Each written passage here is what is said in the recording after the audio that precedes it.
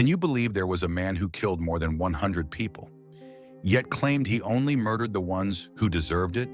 A man who turned prison into his personal hunting ground, feared even by the worst criminals? This is the shocking true story of one of the most ruthless killers in history, Pedro Rodrigues Filho. And trust me, you won't believe what he did. Pedro Rodrigues Filho was born into violence before he even took his first breath. His mother, pregnant with him, was brutally beaten by his father. The blows were so severe that Pedro was born with a deformed skull, a scar of violence that would follow him for the rest of his life. Born on June 17, 1954, in Santa Rita do Sapucaí, Brazil, Pedro Rodrigues Filho entered the world with his first wound already inflicted. Some say he was doomed from the start, molded by violence before he could even cry. As a child, Pedro Rodrigues Filho showed signs of something unusual. He wasn't like the other kids. He had a cold, piercing stare, and an unsettling silence followed him wherever he went. Pedro Rodrigues Filho grew up in a household ruled by brutality. His father was a violent man, and bloodshed was a common sight. He learned early that power came from fear, and that life had little value. By the age of 13, Pedro Rodrigues Filho felt his first real taste of hatred. When a family member wronged him, he didn't just get angry, he imagined revenge. And soon he would act on those dark thoughts for the first time. Pedro Rodrigues Filho had always known violence, but until now he had only been a witness to it. At 14 years old, he felt rage like never before. His father, a school guard, had been falsely accused of stealing food. A man in power, the deputy mayor, had ruined his father's life with just a few words. Pedro saw no justice, only betrayal. And in his young mind, there was only one way to make things right. In broad daylight, Pedro Rodrigues Filho walked toward the municipal office. People moved past him, unaware of the storm brewing inside him. He had never killed before, but he wasn't afraid. He knew exactly what he was about to do. When he spotted the deputy mayor, the man responsible for his father's downfall, Pedro didn't hesitate. He raised the shotgun, aimed, and squeezed the trigger. The sound of the blast echoed through the streets as the man fell, lifeless. Pedro didn't run. He just stood there watching, as if expecting something, a feeling, a reaction. But there was nothing, only silence. And in that silence, Pedro realized something chilling. He had no remorse.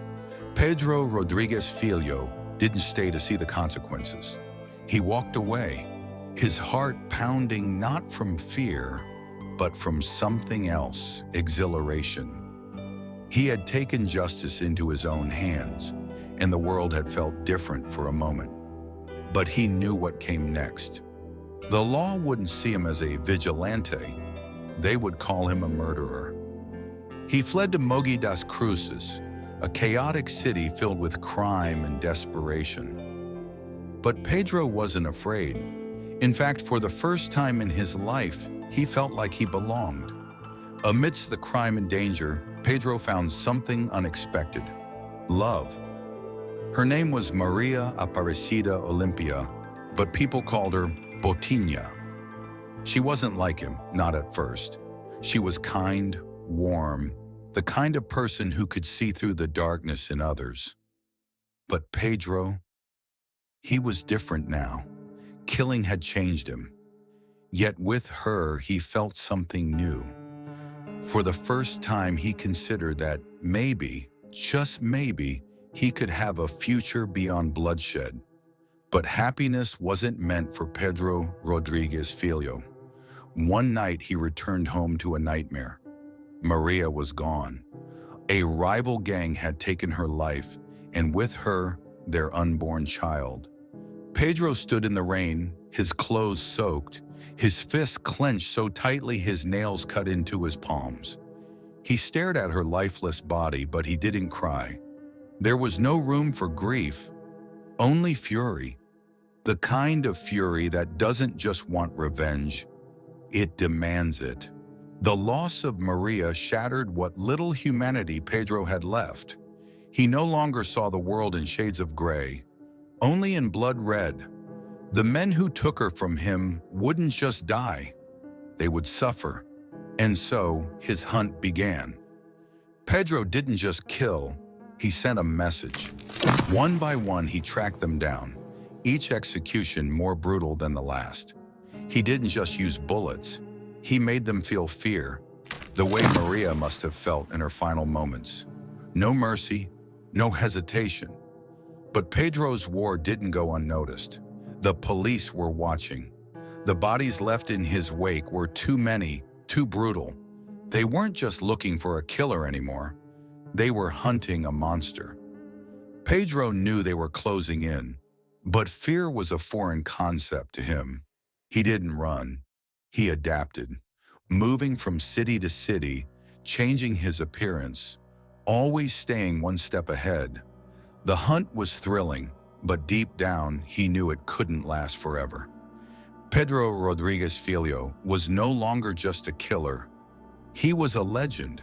Whispers of his brutality spread through the criminal underworld. Some feared him, others admired him, and the police. They were desperate to stop him. But how do you catch a man who isn't afraid to die? For years, Pedro Rodrigues Filho had eluded the law. He didn't hide in the shadows, he didn't run. He walked among people with the calm of a man who feared nothing. But every predator has its day. The sun burned over São Paulo when the police finally found him. Officers surrounded him, weapons drawn, waiting for the slightest wrong move. But Pedro just smiled. Was he surrendering, or was this just another game? When the handcuffs clicked around his wrists, some officers exchanged glances. Not because they doubted the arrest, but because deep down, they weren't sure who was really in control. For many, prison is a punishment. For Pedro, it was a new hunting ground. From the very first day, he could smell the desperation in the air. Walls stained with filth and blood, sharp eyes lurking behind iron bars. Rapists, murderers, traitors, they all breathed the same air. But there was one difference between them and him. The others killed for pleasure, for money, for senseless revenge. Pedro had his own code, and in that code, some lives simply didn't deserve to exist. The guards didn't fear just any criminal, but Pedro wasn't just any criminal. In prison, there is an unwritten rule: test the newcomer. On the first night, someone tried to assert dominance over Pedro, a tall man with scarred knuckles, confident from having crushed more than a few skulls in his life. He didn't last a minute. There were no screams, no prolonged struggle, just one swift, precise motion, a flash of steel, a body collapsing, a shadow walking away. By the next morning, the news spread through the halls. Pedro Rodrigues Filho was no prey. He was the predator, and no one would make that mistake again. Pedro didn't just survive, he ruled. In the prison yard, the groups formed on their own, the powerful, the weak, and those who preferred not to look. Pedro walked among them as if every wall, every cell belonged to him. He wasn't afraid. He didn't need to be. The lowest scum of the prison, abusers, traitors, fell one by one, and no one missed them. Who would dare question it? Not the guards. Some saw him as a twisted kind of justice. Others saw something far worse. Pedro didn't need to ask for power. It was handed to him. Kirk Olu, 40, not on the streets, not in dark alleyways. Inside a prison, the very place meant to contain the monsters. But inside that cage, he was the deadliest of them all. Pedro chose his victims with surgical precision. He watched. He analyzed. He decided who lived and who didn't. And when he moved, he left no room for mistakes. The guards looked the other way. Some said it was out of fear. Others whispered that, deep down, they believed he was doing the job they couldn't. A killer of killers, a butcher of butchers. A man who saw himself not as a criminal, but as a judge in a world where the only law that mattered was written in blood. For most criminals, a life sentence means exactly that, life behind bars. But in Brazil, things were different. Despite his body count, despite the fear he instilled in everyone who crossed his path, Pedro Rodrigues Filho had a release date. After decades in prison, the system decided he had paid his dues. 34 years. That's all it took for one of the most prolific killers in history to walk free. No one could believe it. The families of his victims, the police who once hunted him, the inmates who had barely survived his reign, none of them thought this day would come. Yet here he was, stepping into the world once more, a free man. But the real question was, had he changed? Or was the beast simply unleashed once again? Most ex-convicts struggled to adjust to life outside. But Pedro, he had no fear. He walked through the streets like he had never left. No hesitation, no remorse. His past was no secret. People whispered, some even pointed. But Pedro simply smiled.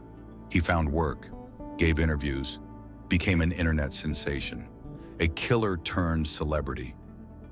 And yet the darkness never really left him. He spoke about his crimes with no regret, no sorrow. He claimed he had changed, that he was now a man of faith. But when he laughed about his past, when he described each murder with chilling detail, the world began to wonder, was he really reformed? Or was this just another mask? For a while, Pedro lived a quiet life. But quiet was never his nature. He started a YouTube channel, a killer telling his own story to the world. His videos gained millions of views.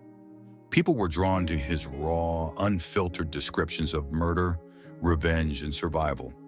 Some saw him as a legend, others as a monster who had escaped justice. But no legend lasts forever. In 2023, his past finally caught up with him, not behind bars, not in a courtroom, but on the streets, the same streets where he once roamed freely. One night, Pedro Rodrigues Filho was gunned down.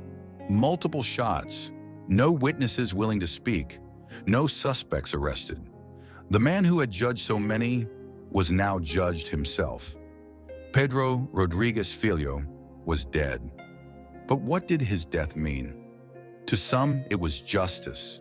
A man who had taken so many lives had finally paid the ultimate price. To others, it was a mystery. Who killed him? Was it an old enemy? A relative of one of his victims? Someone seeking revenge? The truth died with him. But one thing remained certain. Pedro's story would never be forgotten. He wasn't just another killer. He was an anomaly. A man who murdered more criminals than most police forces.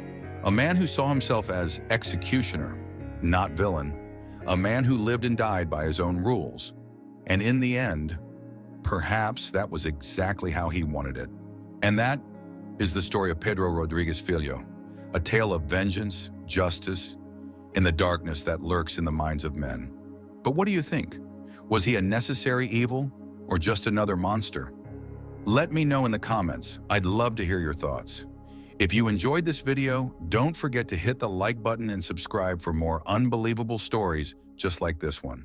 It really helps me keep creating content for you.